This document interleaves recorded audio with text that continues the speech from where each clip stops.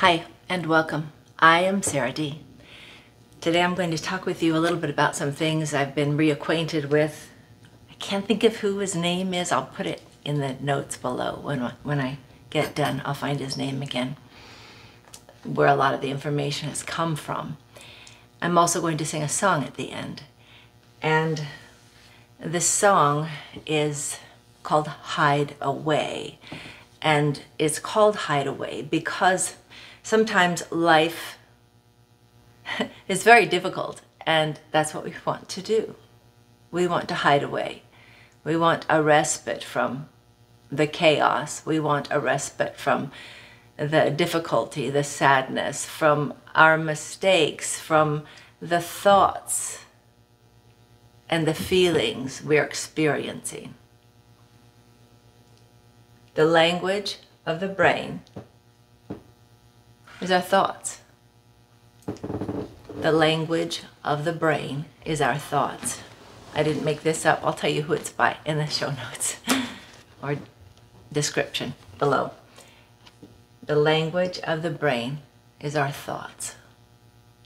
And while I'm thinking about it, thank you for subscribing. Thank you for joining me as I explore life and share with you my explorations and the songs that I'm given to help me process my thoughts and my feelings in my life. The language of the brain is our thoughts. The language of our body is our feelings. Our feelings, we feel them. And our feelings can be so big and so long. And if those feelings are toxic feelings, ones of shame, ones of blame, those toxic feelings that Adam and Eve began when the story began. And the snake found its way into the garden. Emotion is memorized by thought repetition. So our feelings are the language of our body. Our feelings create emotions. Those emotions are memorized by thought repetition. So when we think about our feelings, when we think about a situation that is either positive or negative, happy or sad for us, we memorize the emotion those thoughts and feelings created in their origin. We memorize those in our body, and so when that thought comes there, we smell that smell, we hear that sound, we feel that way. It's memorized because we repeat it. And what we repeat in our brain, they say what fires together, wires together, and it's like a cord. It's at first an experience may be difficult, and if we move through it, it's just a little tiny thin thread of an experience that maybe it was difficult, but we moved through it, and it blows away. But the experience that don't blow away are the ones that we get stuck in our thoughts and our feelings and our emotions, and we memorize that and we keep repeating it and we keep repeating it, and we're trying to fix it, but mostly clueless or unable to change those repetitive, memorized feelings.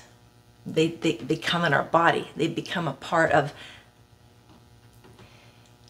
us.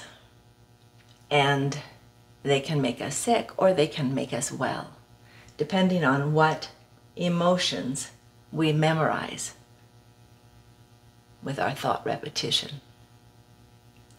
We get to choose what our thoughts mean. So when we're remembering something in the past, we'll talk about the past, remembering the past, even though we can remember the future. We'll talk about the past. When we remember things in the past, when we first experienced them, we made them mean, wow, everybody loves me, or wow, everybody hates me, or wow, that was a lot of fun, wasn't it? Or I feel really great about that. It was scary at first, but I did it, and I was able to do it. I think I would like to do it again. And so we make what happened, what we experienced, mean something. And then that becomes those thoughts that we have about that experience, creates those feelings, and then those emotions are memorized as we think about it again and again. I think that's how it goes. That's my understanding of it right now. I keep trying to think of his name. Anyway, so there we go. I've gotten that far. And I think that makes sense to you, I hope. And if it doesn't, and I'm saying it really wrong, please let me know. It'd be so cool to have some kind of a conversation with somebody. Anyway, sometimes I feel like I'm talking to myself, which is fine. I'm good company because I've decided I am. Not because of any other reason. Our emotions influence our personality. So we think with our brain. Our brain thinks. Our body has feelings about what we think. We have emotions about our feelings. We memorize these thoughts. We memorize those feelings. We memorize the meaning we made out of those experiences. And our emotions influence our personality. And they do it either by default or by choice. So once we've had an experience, say if it's a positive experience, why would we want to change it? So we're going to go just with a negative experience. So if we have when we have a negative experience, because everybody has many in their lifetime, nobody goes without suffering and without difficulty and without making a meaning out of an experience that is going to hurt them in the future. So let's say we have a meaning out of an experience that says that we are not safe and we'll never be safe in life. We can't trust anybody. So our emotions influence our personality. That would be perhaps by default, maybe not knowing that we were saying that this means this bad thing, that life, I can't trust anybody, and that I, including myself, and I'm unsafe. So that might be the default. But by choice, we could change that and say, well, in this particular instance, the people that were involved or the situation that happened is an anomaly. It's not the norm. And everybody makes mistakes. And so that's not what I have to worry about all the time. And I made it through anyway. So I'm okay. And I'm safe. And if I'm not, I can take care of myself because I survived. Or whatever. So we make the story mean what helps us after the fact, after perhaps the default meaning was not useful, was hurtful. Time and space are modes in which we think. Time is not tangible. And spaces of time, I'm not sure what he meant by space actually, but anyway, Einstein actually said this. Time and space are modes in which we think. I did remember his name. Our brain and body do not know the difference between the past, the present, or the future. That's probably pretty common knowledge for you. I know it's very common for me in the things that I look into. And because the past, the present, and the future, our brain, our mind doesn't know the difference between it, we can actually remember the past, and we're there. We're time travelers. And we can remember, well, we're in the present, unless we're living in the past or living in the future. So in the future, We can remember the future. We can imagine what we want it to be like and how it is going to feel in our body, and what our emotions will come out of that, from those feelings. And it's by the words that we think and the words that we speak to our brain that help us have those feelings in our body and those emotions that make it so that we can actually remember the future. We can remember those feelings and who we are in that moment, and we know we're moving toward it.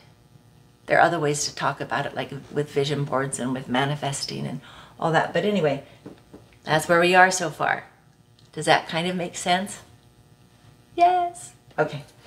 Now, so where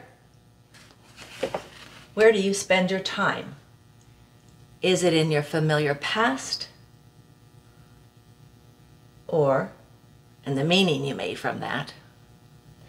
Or is it in your predictable future, where you can predict what is going to happen to a great degree, at least how you're going to respond to it, how you are going to show up in that predictable future? The future is going to come. We are going to experience it. Time is that construct in which we think. Is that what it was? Time and space are modes in which we think. Yeah. So where do you spend your time? Is it in your familiar past, your predictable future, or this present moment? How much of your time do you spend where? Those are good questions to ask. I ask more questions than I give answers, I think. I know I have more questions than I have answers. And the answers I do get actually shift and change as I go into a different place and need a different answer.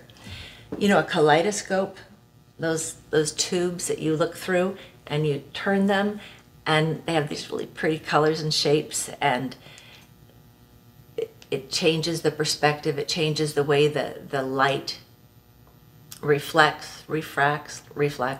I'm not sure which word is accurate. Within, as you're looking into that tube, the little vision hole that you have there to look into, and that shapes what you see. And how we spend our time shapes our experience, the same way that a kaleidoscope turning it shapes it. The light is the same coming in, but the way you spend your time shapes your experience. And the meaning you make of those shapes, or the meaning you make of that experience, shapes your reality. The beautiful thing about that is meaning is moldable like soft clay. Meaning is moldable like a soft clay. The meaning you make out of, say, an experience in your past, the meaning you made, I'm going to take that here, the meaning you made of that past experience that may not have been useful, productive, positive for you, it may have even brought you physical pain in your body, the meaning you made of that can be changed. It's moldable. And I can't tell you exactly how to do it because I'm still learning.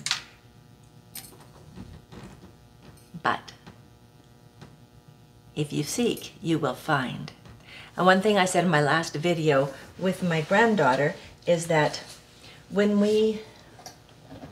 the purpose of my channel is to encourage people to make their life what they want it to be, and not worry about what other people say, but to know that no matter that they have everything they need to do everything they need to do today, and that's what you have, and that's what I have. And when we don't have everything we need, well, there's one thing, it may not be ours to do. We may be missing the mark and going too far, but there's also, if it is for us to do, we will be given what we need. It just works that way. I'm old enough to know that it works that way for me. And I know I'm not any more special or loved or valuable than you are. And so if it's for me, it is also for you, because we are the same. I'm going to end with a song that may be controversial,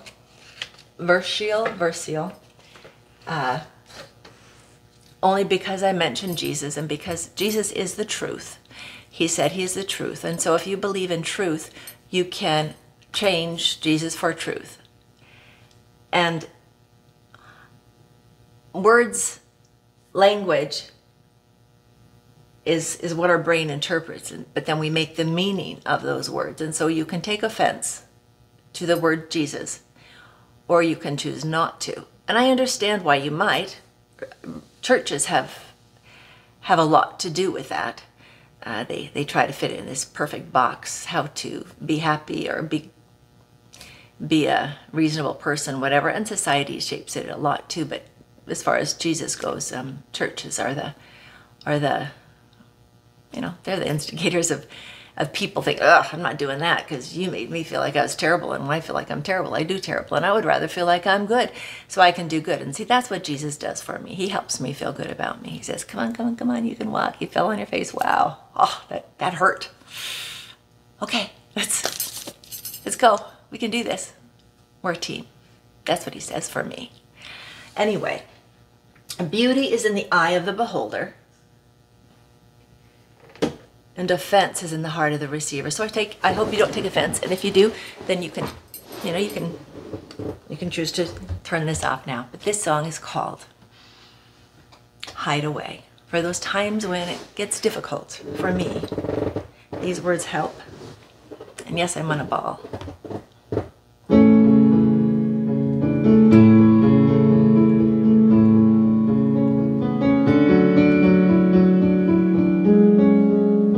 Let me hide away in your arms of love, blanket me with your peace. Hide away in your perfect grace till from this pain I'm released. Melt away the cares of this world, help me see as you see.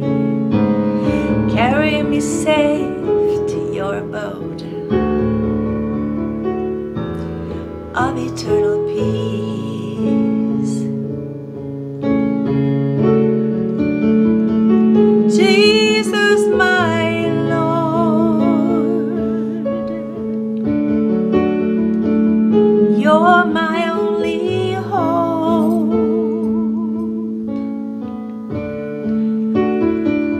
Jesus, my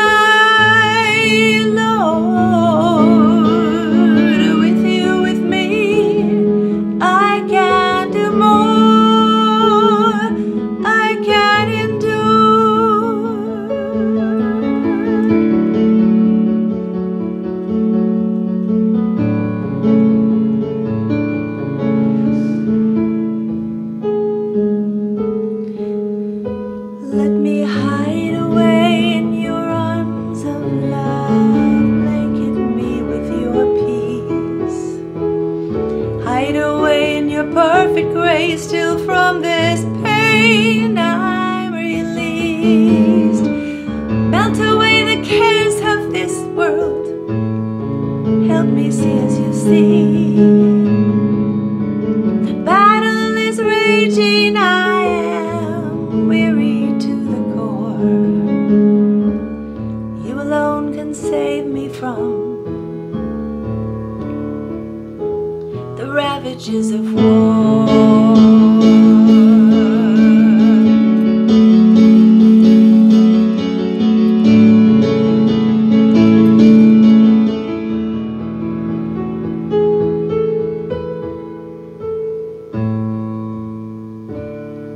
Help me see who I am. Please help me believe. With your hand held in mine, with your hand held in mine, I have all I need.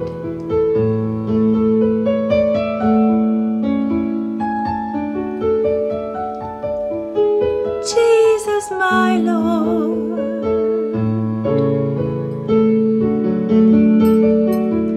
You're my only hope. Jesus, my Lord. With you, with me,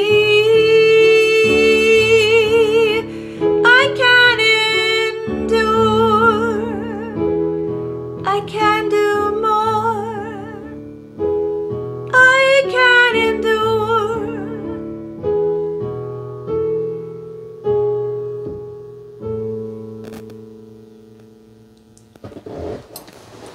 So, wow, you're kidding. 20 minutes long. I guess I better hurry up and sign off. I was going to review what I kind of went through, but you know, if you want a review, you can do that.